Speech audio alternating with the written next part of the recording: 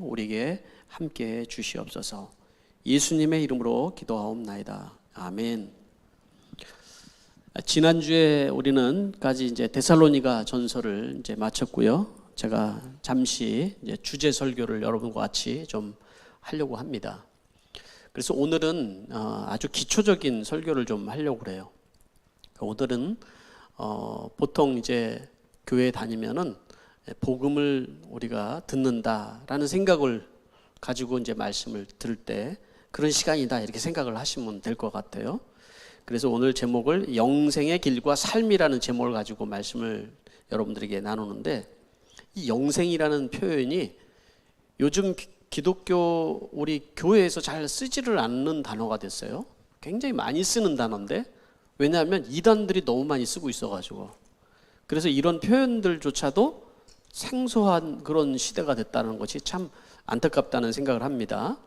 그래서 오늘 영생의 길과 삶이라는 제목을 가지고 여러분들에게 말씀을 나누도록 하겠습니다. 여러분들이 또 이 말씀을 통해서 큰 은혜가 있게 되길 바랍니다. 옛날에 한 왕이 인생에 대해서 많이 고민을 하게 되었어요. 많은 것을 누리고 있지만은 그러나 내가 어디로 가는 것인지, 또 인생이라는 무엇인지 이 고민이 많이 되는 거예요. 그래서 나라에 있는 학자들을 다 모아서 이렇게 주문을 했어요. 당신들은 가서 열심히 연구를 해서 인생이란 무엇인지 책으로 편집을 해서 나에게 가져오시오. 그러니까 내노라는 그 학자들이 다 모여가지고 인생이란 무엇인가라는 책을 집필을 하기를 했습니다. 그리고 그 글을 썼는데 한 권이 아니라 수십 권의 책이 만들어졌습니다. 그래서 그 책을 가지고 이제 왕에게 와서, 왕이시여, 우리가 이렇게 책을 열심히 연구하여서 이렇게 책을 편찬을 했습니다. 그런데 왕이 그 사이에 너무 많이 또 늙어버린 거예요. 그래서 그 많은 책을, 야, 내가 어떻게 이 많은 책을 읽는단 말이냐. 너희들은 가가지고 이것을 한 권으로 축약을 해서 나에게 좀 가지고 와라. 이렇게 다시 주문을 했어요.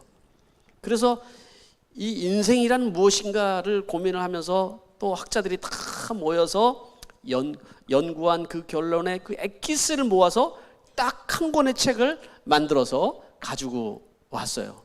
왕이시여, 우리가 드디어 이 한 권으로 이렇게 인생이란 무엇인가를 축약을 해서 이렇게 가져왔습니다. 그런데 이미 왕은 몸이 너무 또 이제 노쇠해서 벌써 서 있기도 힘든 상황이 돼버린 거예요.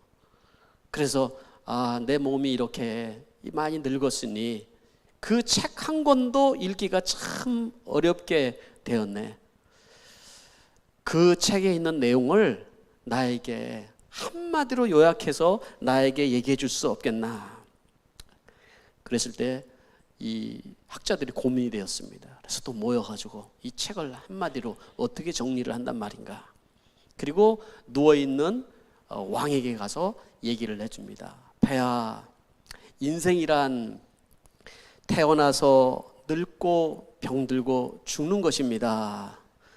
예, 너무 많이 들어서 생소하지 않죠? 여러분들은? 네, 이것을 네 단어로 뭐라고 얘기를 하죠? 생로병사다, 이렇게 얘기를 하는 것이죠.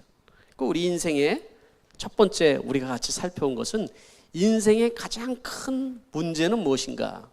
인생은 한마디로 얘기하면 생로병사, 태어나고 그리고 늙고 병들고 결국은 죽는 것이다. 이게 우리 인생이라는 거예요. 네. 이것을 우리가 부인할 사람들은 아무도 없죠. 이 범주 안에 우리는 다 지금 살고 있는 것이죠. 근데 이 가운데서도 우리에게 가장 우리 인생의 큰 주제는 어떻게 보면 사는 것이 아니라 죽는 걸 수도 있는 거예요. 죽는 걸 수도. 왜냐하면 인생의 가장 큰 이 죽음이라는 이걸 때문에 우리에게는 고통이 있고 두려움이 있고 염려가 있기 때문에 그런 것이죠. 그리고 아무리 건강하게 그리고 많은 것을 누리고 산다고 할지라도 만약에 그 마지막이 비참하다면 그 인생은 잘 살았다고 얘기를 할 수가 없는 것이기 때문에 그런 것이죠.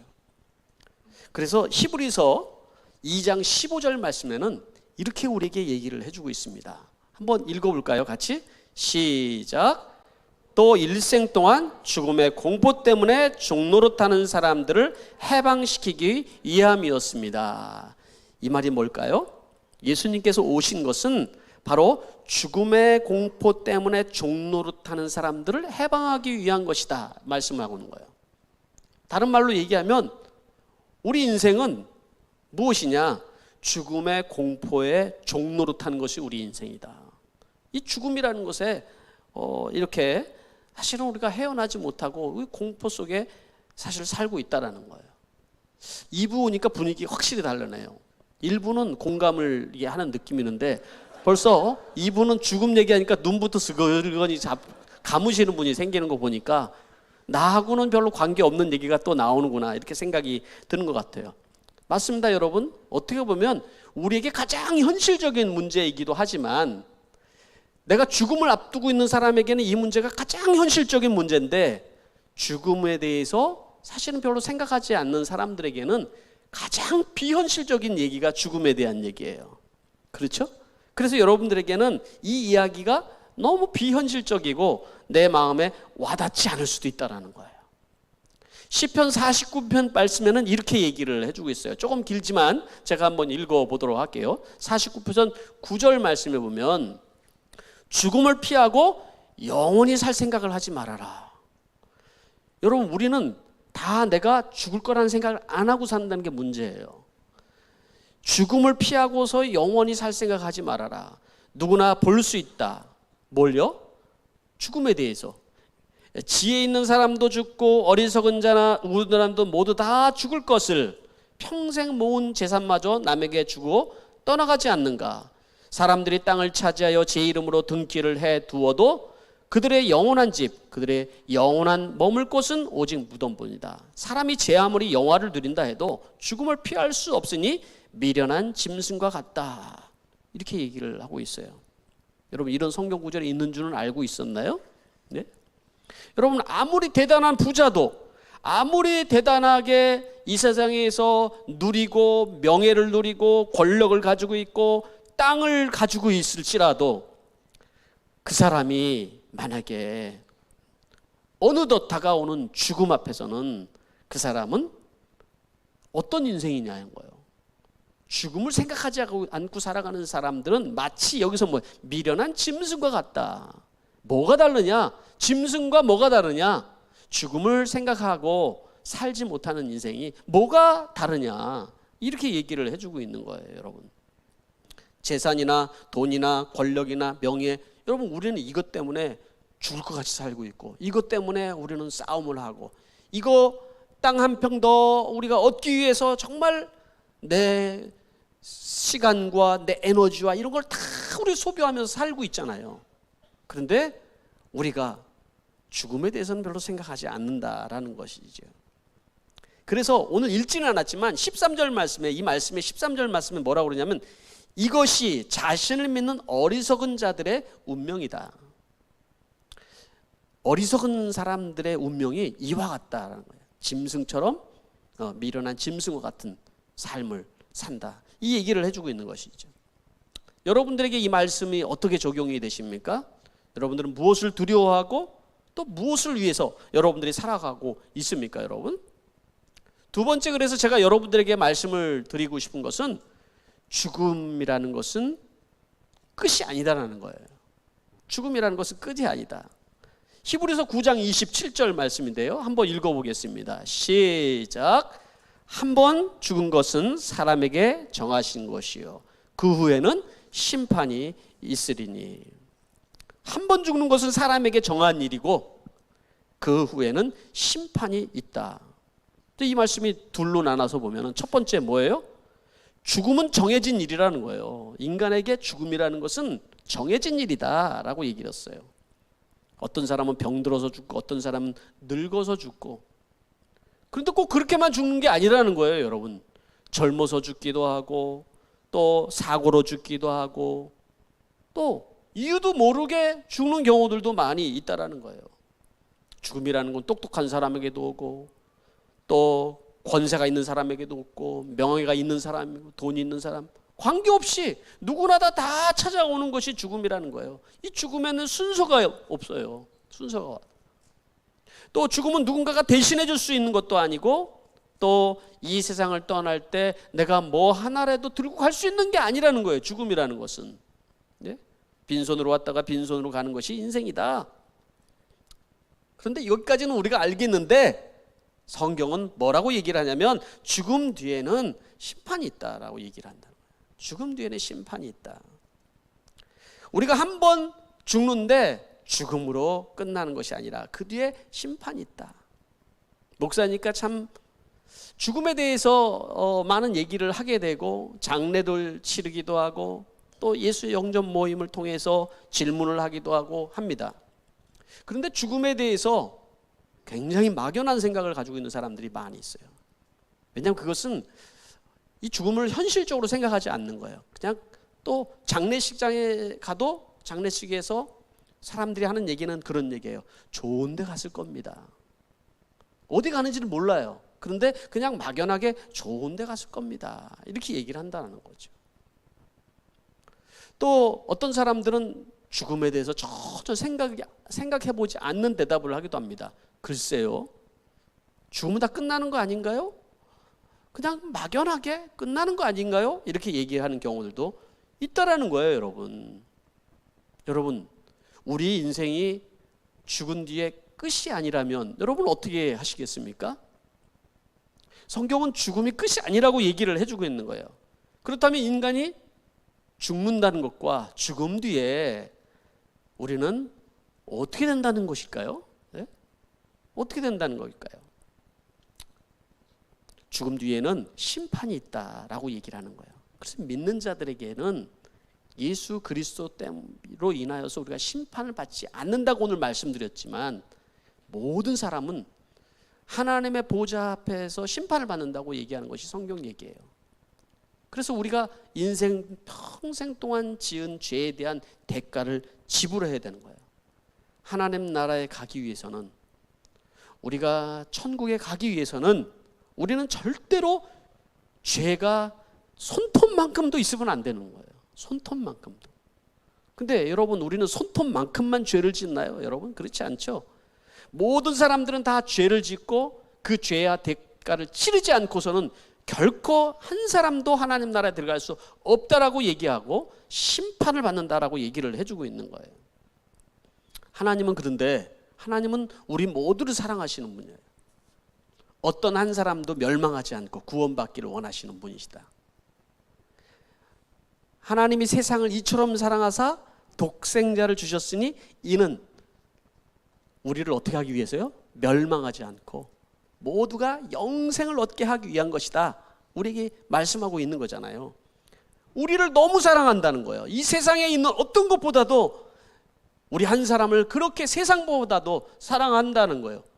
그런데 하나님이 아니 그거 뭐 좀 죄 좀 줬다고 제가 뭐 이렇게 천국에 못 오고 누구는 어떻게 하고 그래요? 이렇게 질문이 나올 수 있잖아요.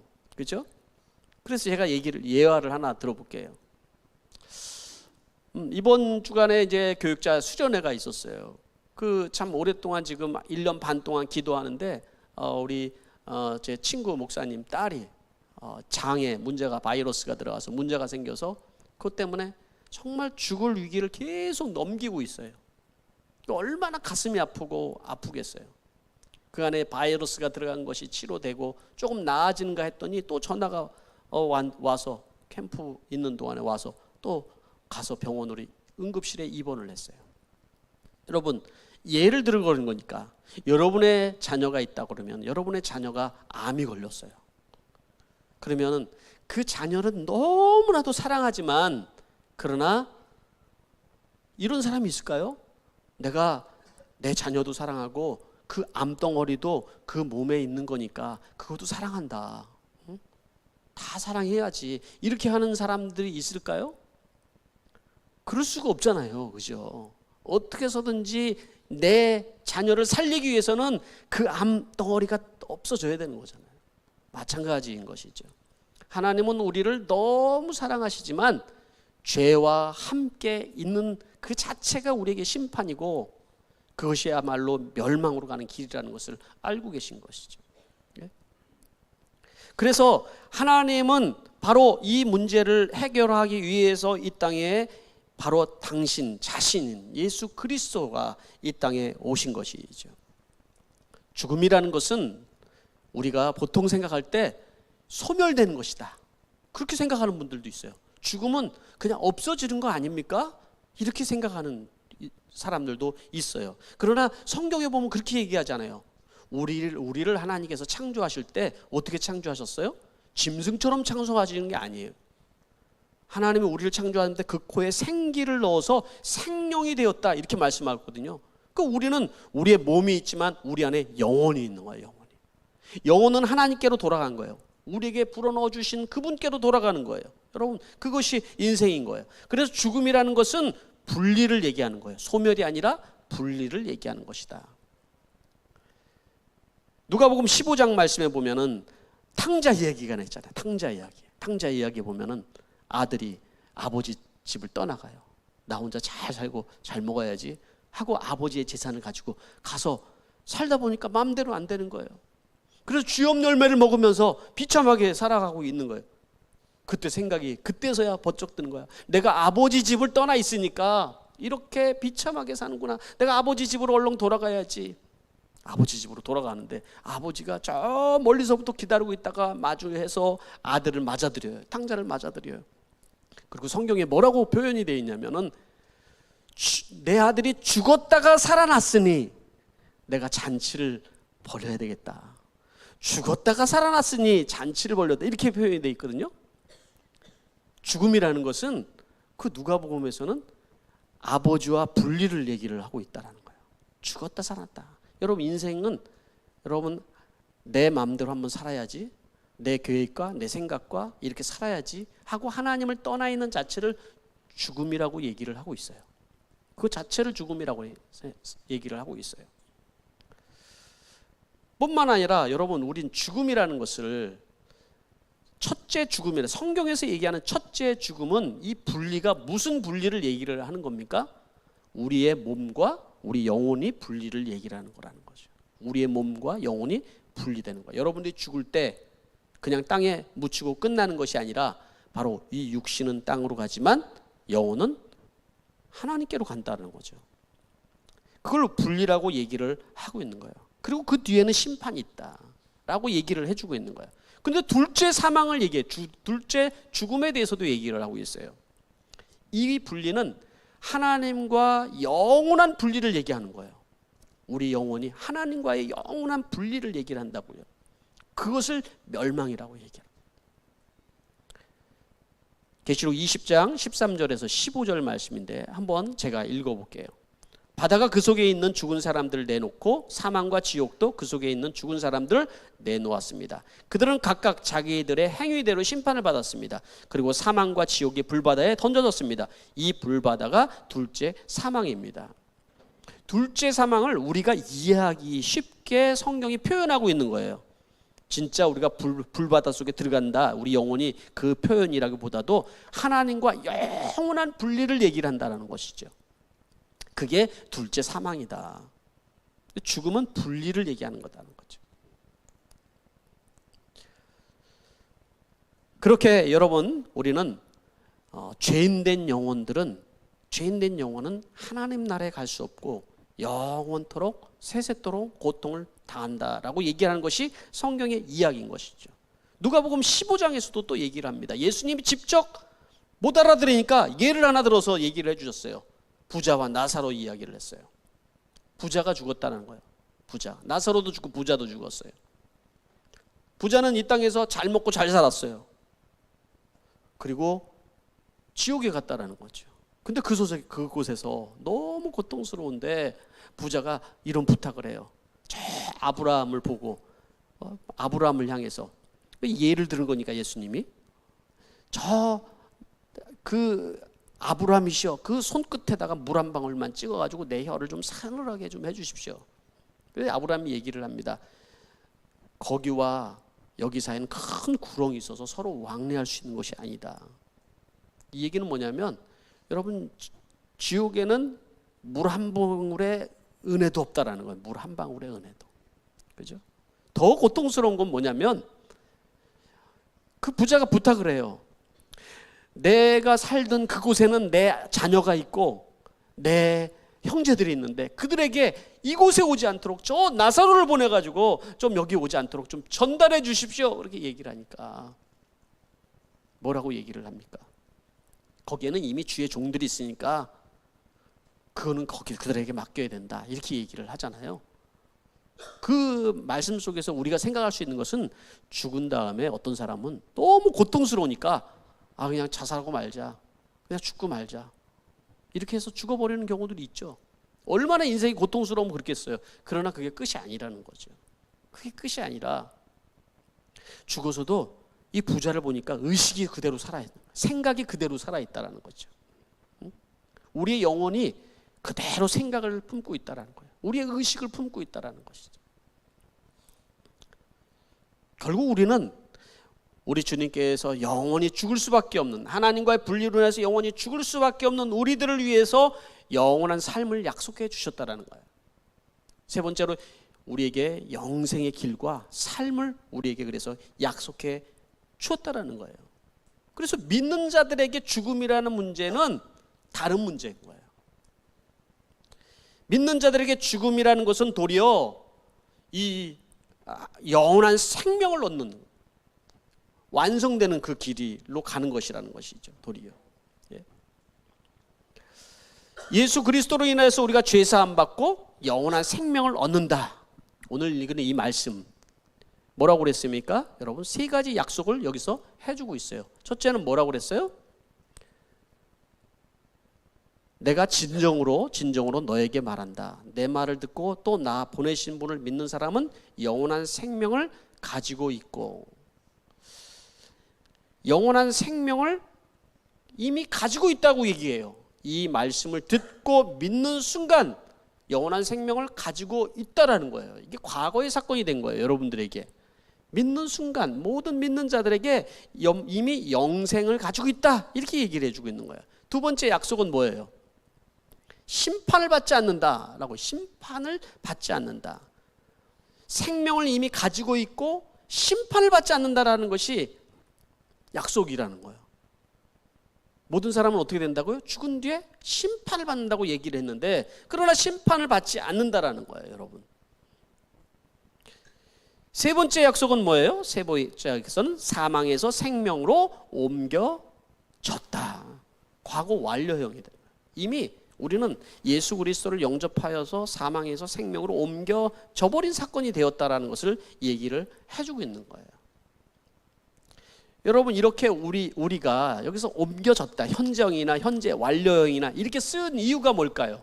영생이라는 뜻을 우리가 잘 이해할 필요가 있죠. 영생이라는 그 뜻은 우리가 예수를 믿고 죽으면 천국 가는 그 개념으로만 이해를 하면 안 된다는 거죠. 영생이라는 개념이 현재형으로 이미 쓰여지고 있다는 거예요. 우리가 이미 영생을 누리고 있는 삶을 성경은 얘기해주고 있다는 거예요. 여러분들이 이미 예수 그리스도를 믿고 영원한 생명을 가지고 있고 영생을 누리고 있는 삶을 살고 있다는 거예요. 영생 곧 그 우리를 보내신 그 예수 그리스도를 아는 것이라고 그랬어요. 예수님과 함께 우리가 살아가는 그 삶 가운데 그분과 함께 살아가고, 그분 때문에 내 인생이 바뀌어지고, 그분 때문에 나의 삶에 기쁨이 있고, 그분 때문에 내가 죄를 사함을 받고 회개를 하고, 이 삶은 내가 영생을 얻었다는 증거를 우리에게 얘기해 주고 있다는 거예요. 이런 축복을 우리에게 말씀을 해주고 있는 것이죠. 이제까지 우리는 영생 이러면은 예수를 믿고 죽으면은 천국 가는 것, 여기에 머물러 있었어요. 우리의 생각은. 마태복음에는 영생이라는 단어를 하나님 나라로 표현을 하고 있는 거예요. 마태복음에는 영생이라는 것은 현재이기도 하지만 우리가 죽어서 가는 영원한 생명을 의미하기도 하는 것처럼, 하나님 나라라는 것은 우리가 죽음은 가는 그 나라를 얘기하는 거기도 하지만 이미 이 땅 가운데 임한 나라가 하나님 나라다. 예수 그리스도를 믿고 이미 우리가 이 땅에 살아가는 우리가 살아가는 여러분의 삶 가운데 이미 하나님 나라가 임했다라고 얘기해요. 하나님 나라 임한 걸 어떻게 우리가 알 수가 있어요? 여러분, 여러분의 목장 모임에서 우리는 하나님 나라를 경험할 수 있어요. 사랑할 수 없는 사람들을 사랑하며 살아가는 삶, 누군가의 죄에 대해서 아파하면서 내가 죄인인 것처럼 고백하는 그 회개 속에서 여러분들이 하나님을 높이며 예배하는 삶을 통해서, 용서하는 삶을 통해서, 용서할 수 없는 사람을 용서하는 삶을 통해서 우리는 하나님 나라를 살아가는 사람들을 너무나도 많이 만나볼 수가 있는 거예요. 반대로 이미 심판을 받고 있는 사람들도 있어요. 믿으려고 해도 안 믿어진다고 얘기를 해요. 용서가 안 되는 사람들이 있고요. 회개라는 단어를 이해가 안 되는 사람들도 있고요. 그 자체가 이미 심판을 받고 있는 거다. 성경 그렇게 얘기를 하고 있어요. 물론 우리가 얘기하는 예수를 믿고 궁극적으로 하나님 나라에 가는 것, 들어가는 것을 부인하는 얘기가 아니에요. 이미 여러분들은 하나님 나라를 살아가고 있는 하나님의 백성이라는 것을 성경이 우리에게 얘기해 주고 있다는 것입니다. 그리고 그 나라에 가서 그것이 또 끝이 아닌 마지막에 우리 주님께서 오실 때 온전히 회복된 하나님의 나라를 우리는 경험하게 되는 축복의 인생을 살아가게 되는 것입니다. 이런 믿음들이 여러분 안에 있는 그런 은혜가 있게 되기를 간절히 바랍니다. 자, 이제 요약을 정리를 제가 문장으로 좀 정리를 했습니다. 우리의 인생의 가장 큰 문제는 죽음이고요. 죽음은 죄로 인한 분리를 의미하는 거예요. 첫째 죽음은 육신과 영혼의 분리고, 둘째 죽음은 하나님과의 영원한 분리를 얘기한다는 거예요. 하나님은 우리에게 예수 그리스도를 통하여 영생의 길로 인도하여 주셨고, 예수 그리스도를 믿고 죄사함 받은 인생은 누구나 영생의 삶, 지금부터 시작된 영생의 삶을 시작되어서 살아가고 있다는 사실입니다. 이 시간에 같이 우리 기도하도록 하겠습니다. 여러분, 교회에 다니는 것, 예수 믿는 것이 그냥 천국 가기 위한 보험쯤이라고 생각을 하시면서 믿는 분들이 계신가요? 예, 그렇지 않습니다. 여러분 예수를 믿고 변화된 삶, 예수를 믿고 주님을 위해서, 그 나라를 위해서 살아가는 그 삶 가운데 이미 하나님 나라가 있는 거예요. 여러분을 통해서 그 하나님의 나라가 여러분의 가정과 여러분의 일터와 여러분이 살아가는 모든 가운데 지경이 넓혀지는 축복이 있기를 바랍니다. 오늘 예수 그리스도를 영접하기 원하시는 분들, 하나님 앞에 나와서 영접할 수 있게 되길 바라고, 이미 영접하신 분들은 영생의 삶을 주님과 함께 살아가는 축복이 있게 되길 바랍니다. 기도하겠습니다.